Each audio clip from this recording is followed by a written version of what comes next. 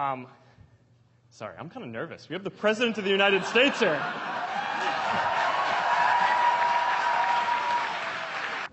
Well, thank you so much, Facebook, for hosting this, first of all.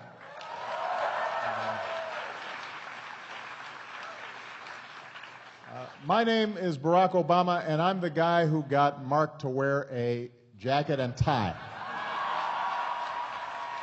And in fact, if you'd like, Mark, we can take our jackets off. Okay. No, that's good.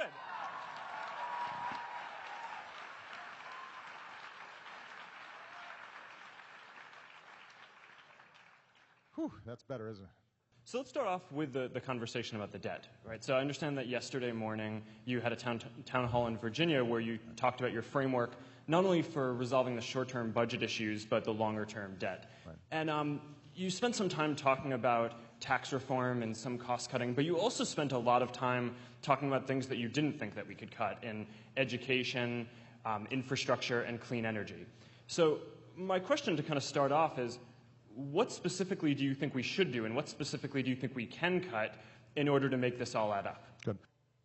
Right now, we face a critical time where we're going to have to make some decisions. How do we bring down the debt in the short term, and how do we bring down the debt over the long term?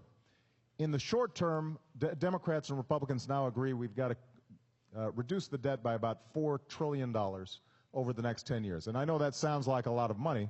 It is. But it's doable if we do it in a balanced way.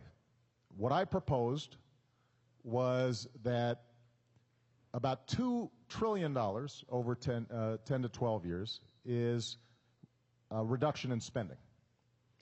You know, government wastes, just like every other major institution does. And so there are things that we do that we can afford not to do. Now, there's some things that I'd like to do, are fun to do, but we just can't afford them right now. So we've made cuts in every area. A good example is Pentagon spending, where Congress oftentimes stuffs weapons systems in the Pentagon budget that the Pentagon itself says we don't need.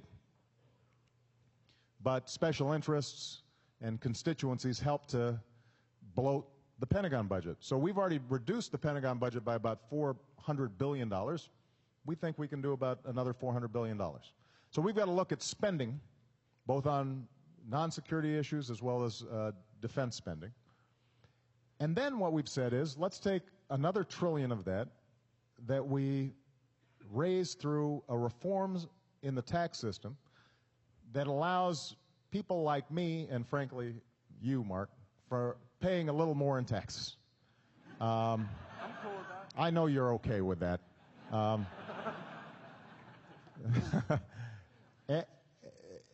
Keep in mind, what we're talking about is going back to the rates that existed when Bill Clinton was president. Now, a lot of you were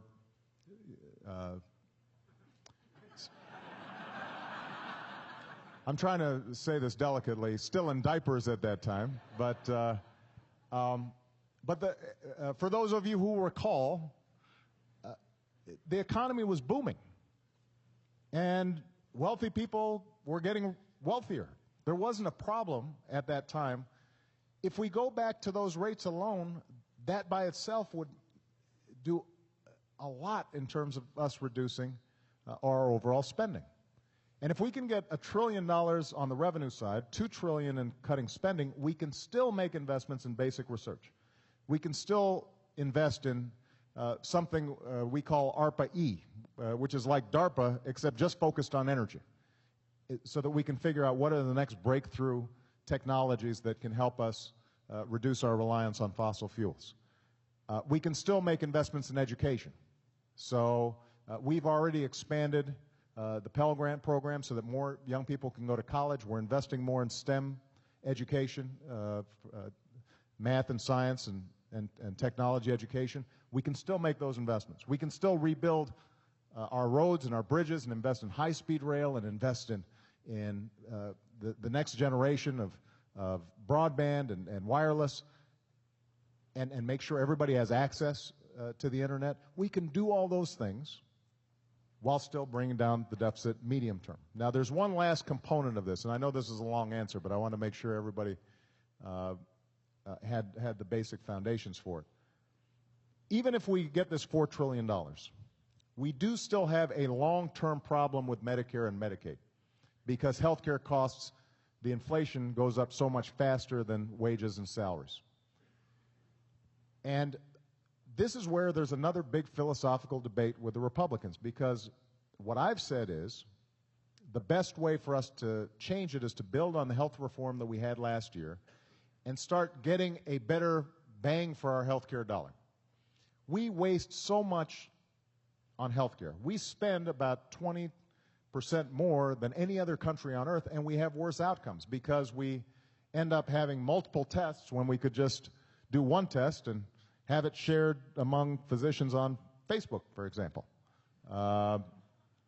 We could focus on the chronically ill.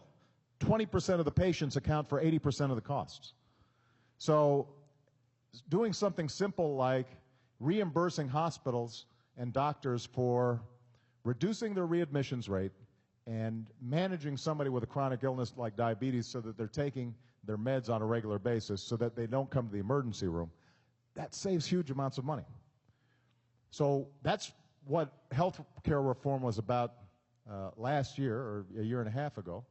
And what we want to do is build on that and continue to improve the system. What the Republicans right now are saying is, number one, they can't agree to any increases in taxes, which means we'd have to cut out of that $4 trillion. All of it would come from education, transportation, areas that I think are critical for our long-term future. So, for example, they propose 70% cuts in clean energy. Well, I don't know how we free ourselves in dependence on foreign oil, and anybody who's paying gas prices knows that there's an economic component to this as well as an environmental component to it, if we're not investing in the basic research and technology that allows solar, wind, and others to thrive and develop. At the same time, what they've said is, let's make Medicare into a voucher program so that retirees, instead of knowing that they're always going to have health care, they're going to get a voucher that covers part of the cost, and whatever health care inflation comes up is all going to be on them. And if the health insurance companies don't sell you a policy that covers your illnesses, you're out of luck. I think it is very important for us to have a basic social safety net for families with kids with disabilities, for seniors, for folks who are in nursing homes, and I think it's important for us to invest in our basic research. We can do all those things, but we're only going to be able to do it by taking a balanced approach, and that's what this big debate is about all about right now. All right? All right, so, sorry, don't mean to cut off the applause. No. No. No. It's a very thorough answer. No. They were stunned by the length of that answer.